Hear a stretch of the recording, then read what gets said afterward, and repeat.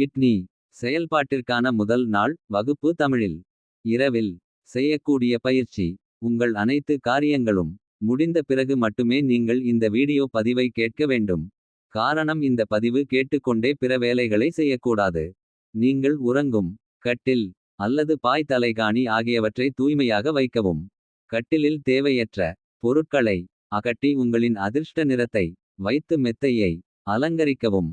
மனதிற்கு ரம்யமான வாசனை ஜவ்வாது அல்லது மரிக்கொழுந்து, மல்லிகை, ரோஸ் மிகவும் சன்னமான வாசனை உடன் இருக்கும்படி அறையில் தூவி விடுங்கள்.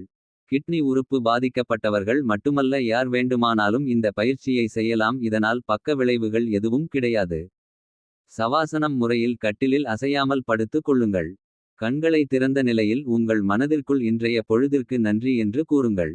அதேபோல் உங்களுடன் பணி புரிபவர்கள், உங்கள் வீட்டில் உங்களுக்கு உதவி செய்பவர்கள், மனைவிமார்கள், குழந்தைகள், தாய் தந்தையர்கள் என அனைவருக்கும் மனதிற்குள் ஒரு